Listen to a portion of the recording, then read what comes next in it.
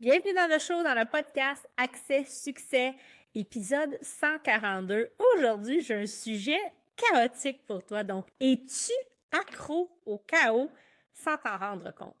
Puis pourquoi est-ce que je veux parler de ça? Parce que je me rends compte que d'avoir un style d'organisation qui est un petit peu bordélique, ça semble pour certaines personnes être normal. Et non seulement normal, mais on aime ça, on est programmé pour ça.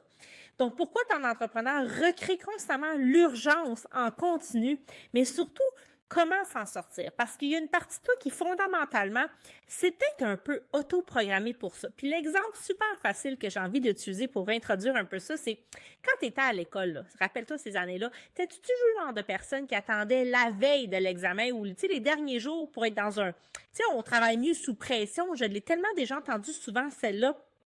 Puis en affaires, et c'est toujours plus avantageux d'être en maîtrise, d'être en mode proactivité et surtout, on veut sortir du chaos.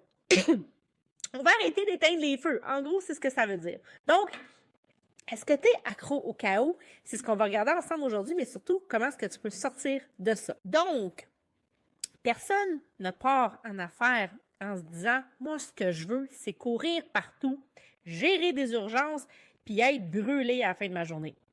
C'est pas vrai. Excusez-moi, j'ai un chat dans la gorge. En fait, c'est la réalité, par contre, que j'observe chez beaucoup d'entrepreneurs. Et on veut sortir de ça. Donc, juste avant que je rentre dans le vif du sujet, si tu me découvres pour la première fois, je me présente, je m'appelle Karine Roy, je suis coach d'affaires, j'aide les entrepreneurs à bâtir des équipes et des systèmes performants pour t'aider à structurer ta croissance, mais surtout pour t'aider à sortir des opérations. Donc, les leaders disent vouloir du calme, de la structure, de la liberté. Puis ultimement, c'est ce qu'on voudrait tous. Mais le problème, c'est que sans s'en rendre compte, la vie va tellement vite, on se retrouve à reproduire, à recréer constamment les mêmes choses. Donc là, la question, celle qu'il faut se poser, c'est si le problème, c'était pas nécessairement le manque de temps ou de structure. Puis oui, ça en prend, oui, c'est important, je vous en parle tout le temps, puis bien souvent, c'est pas là, mais il y a aussi une forme d'accoutumance interne en l'intérieur de vous que vous avez qui fait que vous êtes rendu accro au chaos. Donc, je vais vous expliquer un petit peu ça aujourd'hui puis comment on peut sortir de ça. Donc, c'est quoi être accro au chaos, OK? Ce que ça veut dire concrètement, c'est être toujours dans l'urgence. Hein? Vous passez votre temps à éteindre des feux, vous avez une liste de choses à faire, puis finalement, à la fin de la journée, vous ramassez que vous n'avez rien fait de ce que vous vouliez parce que vous avez passé votre temps à éteindre, à répondre à gauche, à droite, à éteindre des feux. On a l'impression que si ça va trop bien, il va manquer quelque chose. Fait que là, on se dit non, c'est trop tranquille, c'est pas normal. C'est comme si votre corps réagit à « Oh, j'ai une journée normale. Oh, j'ai pas eu d'urgence. » Donc, il y a comme une réponse même physique qui va jouer à l'intérieur de vous. Puis, on va se sentir utile seulement quand il y a un feu à éteindre. Et tout ça, c'est super important parce que ça parle de vous. Mais ça parle aussi d'une forme de programmation de votre système nerveux. Il est comme programmé à se mettre en mode fight and flight et en mode survie constamment. Et ça, c'est important d'aller regarder ça.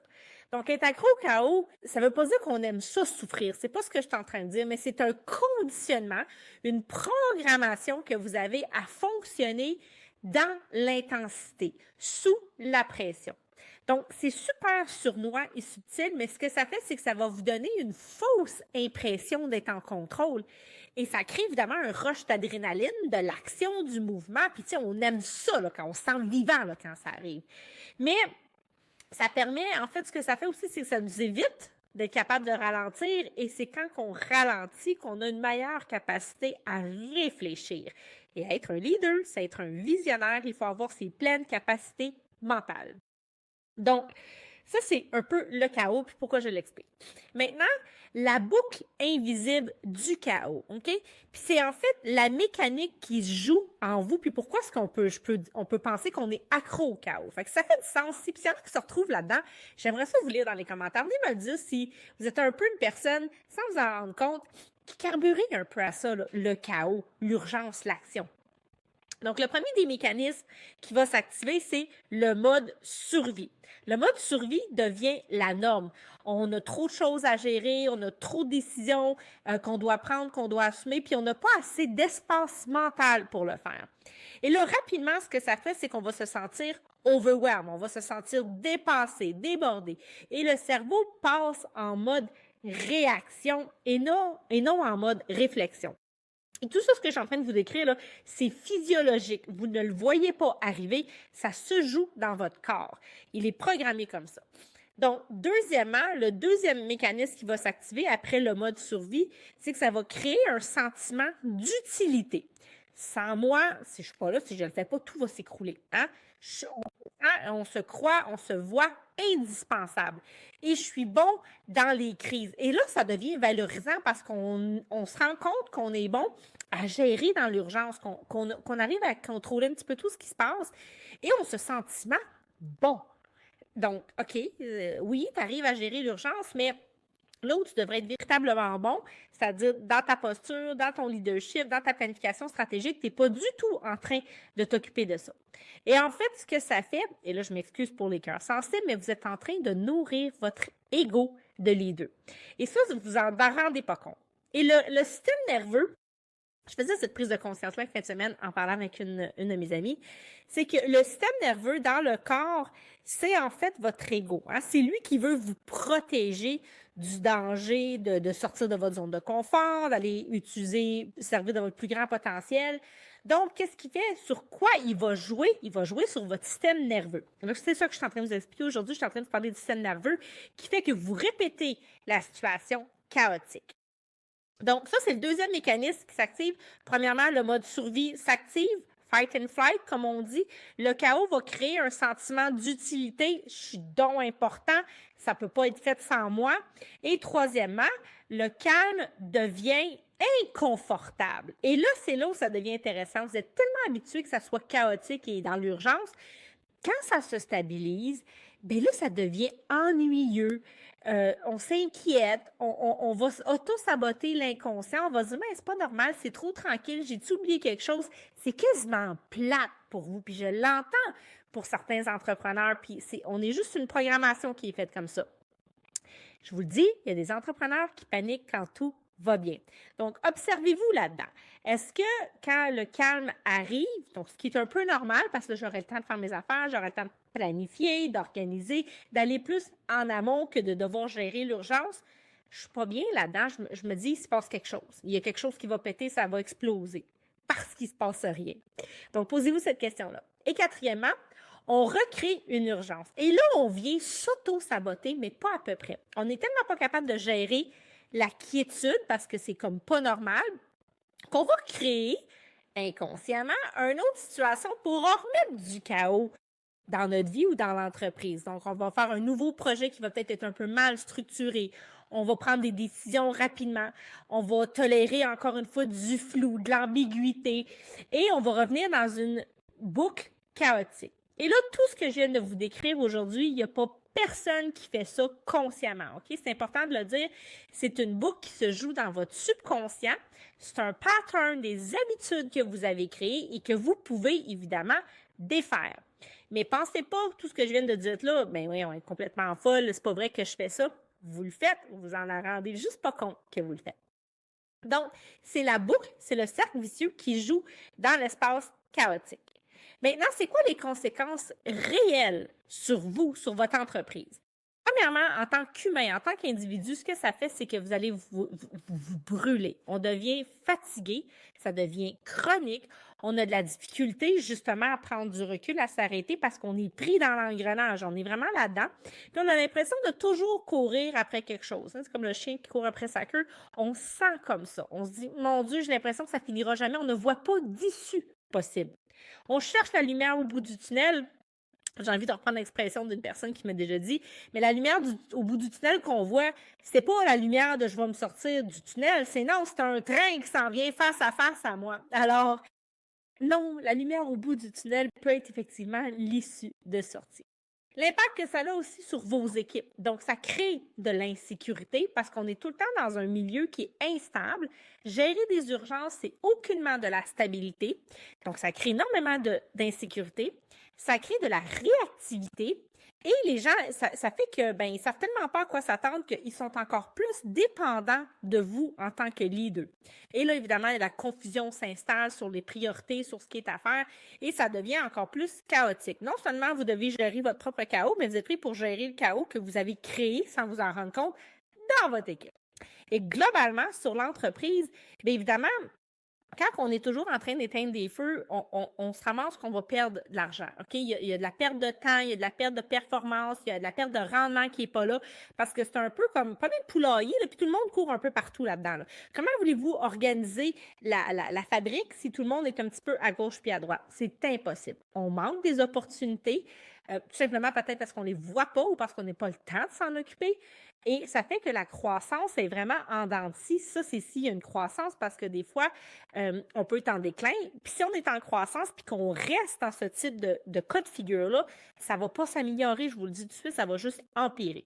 Et évidemment, on a l'incapacité de scaler sainement. Alors, il n'y a pas une entreprise qui peut prendre la croissance continuellement et de façon perpétuelle dans le chaos.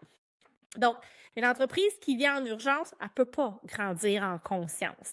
Et pourquoi? Parce que quand vous êtes en mode fight and flight, donc en mode survie, on n'est pas aligné avec soi, avec sa pleine puissance, avec ses pleines capacités. Et c'est ça que vous devez accéder. Donc, pourquoi est-ce qu'on reste pris là-dedans? Qu'est-ce qui fait que, OK, c'est beau, Karine, je comprends, mais pourquoi je reste pris là-dedans? Donc, évidemment, l'idée, c'est pas de mettre le blâme sur personne avec ce que je suis en train de vous dire. C'est dans un premier temps, prenez-en conscience. Est-ce que j'aime ça créer du chaos constamment autour de moi? OK? Souvent, qu'est-ce qui peut expliquer ça? C'est votre identité qui n'est pas construite ou qui a été bâtie sur la performance. Qu'est-ce que je veux dire par là? Je crois que je suis ce que je fais. Et tous les entrepreneurs, bien pas tous, mais une grande majorité, hyper performants, ont cette croyance viscérale, subconsciente qu'ils sont ce qu'ils font. Et là, ça part de loin dans votre vie. Ce qui joue dans votre entreprise se joue dans votre vie, OK? On a peur du vide. C'est de l'insécurité, ça peut être de l'anxiété. On a peur de perdre sa valeur. Donc, on associe la valeur à ce qu'on fait et non qui on est. On a peur de ne plus être nécessaire. Hey, si je me ramasse à avoir des gens qui sont efficaces et autonomes, je vais faire quoi? On a peur de s'ennuyer, on a peur de perdre notre raison d'être au sein de l'entreprise. Et ça crée évidemment de la confusion entre l'intensité de ce que vous vivez et l'impact. Donc, je veux vous rassurer que ça part de blessures. Hein. Puis là, mon job ici, c'est pas d'être une thérapeute, mais ça part de blessures que vous devez aller adresser ça. Être accro au chaos, c'est comme être accro à une dépendance, à la cigarette, à l'alcool, au jeu, au sexe, name it, c'est la même affaire. Donc, quand vous recréez ça, c'est qu'en dessous de ça se cache autre chose. Et bien souvent, ça part là, votre identité qui est construite sur la performance. Donc, sortir du chaos, ça oblige à redéfinir votre identité en tant que leader. Et ça, c'est viscéral et c'est super important. Donc, je t'explique comment est-ce que tu peux te sortir de ça, comment sortir de l'addiction, de la dépendance chaotique. Premièrement, je m'excuse encore une fois, c'est pas une recette miracle, OK? C'est des prises de conscience ici que je veux t'apporter. Et prends ce que tu veux prendre, là, où ce que tu es rendu présentement dans ton propre développement. Je t'invite à l'entendre, à le réécouter et voilà comment tu veux l'adresser. Évidemment, à l'Académie, on peut offrir ce type de soutien-là. Ça fait partie des accompagnements qu'on fait dans la méthode. On travaille les fondations, évidemment, de l'entreprise, mais on travaille les fondations intérieures du leader parce que les deux marchent main dans la main. Donc là, je te dis un petit peu la formule, la recette aujourd'hui. Premièrement, la première étape, commence par reconnaître ton propre pattern. Observe quand est-ce que tu recrées de l'urgence. Tu sais, quand tu te sors des phrases et tu dis « mais il semble que les urgences me trouvent tout le temps », pose-toi la question. Est-ce que c'est vraiment urgent ou est-ce que c'est inconfortable présentement? Et c'est important de te poser cette question-là. Maintenant, deuxièmement, il faut que tu apprennes à tolérer l'inconfort du calme, pas du chaos. Tu es confortable dans le chaos, donc le calme n'est pas un danger. Le calme n'est pas un signe non plus qu'il y a un problème et que ça ne va pas bien. Au contraire. Et le vide, c'est un espace de création. OK? Donc, il faut que tu apprennes à tolérer ça. Quand je fais le vide, je peux laisser arriver. J'ai l'espace mental pour recevoir ce que je veux recevoir. Donc, c'est important. Troisièmement, passer de pompier à architecte. Donc, il faut apprendre à moins réagir. Et pour moins réagir, il faut tolérer le calme, il faut être capable de ralentir. Plus structuré. Donc là, on est plus dans la planification. On veut anticiper plutôt que gérer ce qui va apparaître. Donc là, on n'est pas du tout du même espace. Et on veut bâtir au lieu d'éteindre. Et c'est ça qui est important. Et quatrièmement, ça part de votre posture de leadership. Donc, changer de posture de leadership, ça veut dire d'être dans un leadership plus conscient. Quand vous êtes en mode survie, fight and flight, vous n'êtes pas dans votre pleine capacité consciente. Et je veux que vous reteniez ça. Votre leadership doit devenir plus stable, plus ancré. Et ça part de vous parce que vous n'êtes pas ce que vous faites, vous êtes qui vous êtes. Et là, peut-être que je vous dis ça, puis vous paniquez, puis vous dites, mais je suis qui, moi, je ne le sais pas. Mais alors, peut-être c'est là le point de départ. Est-ce qu'il faut redéfinir qui on est? Parce que tout part de ça. Mais vous n'êtes certainement pas ce que vous faites et le niveau de performance que vous livrez. Pas du tout. C'est un mécanisme de protection que vous vous êtes construit au fil des années pour survivre, pour faire votre place, pour être aimé. Et ça doit être regardé et adressé. Et enfin, avoir un leadership qui est intentionnel. Donc, ça n'arrive pas par accident, ce n'est pas le fruit du hasard. On fait des actions concrètes, stables, constantes et cohérentes. Et c'est là où on va commencer à se sortir de notre dépendance au chaos. Donc, comment est-ce qu'on peut faire ça si tu te reconnais là-dedans? Bien, t'es pas fou. Je vous rassure, là, vous n'êtes pas les seuls qui vivaient ça. Il y a plein de gens qui sont pris dans cette boucle-là, chaotique. C'est juste un pattern que personne n'a jamais pris le temps de prendre le temps de regarder ou qu'on vous a jamais expliqué. Donc, j'espère que ça a pu mettre ça en lumière pour vous aujourd'hui. J'espère que ça éclaire vos lanternes et que ça vous donne le goût de peut-être aller creuser un petit peu plus creux à l'intérieur de vous et de voir comment est-ce que vous pouvez adresser ça. Si vous sentez que vous avez besoin d'aide pour le faire, c'est exactement ce qu'on fait à l'Académie. On aide les entrepreneurs, à mettre en place les systèmes, les structures, les fondations, mais je les adresse aussi du point de vue humain. Parce que c'est l'humain qui est au cœur de tout ça, qui va gérer d'autres employés, qui va gérer d'autres humains. Et c'est qui tu es, véritablement, qui fait la différence, qui crée l'impact autour de toi.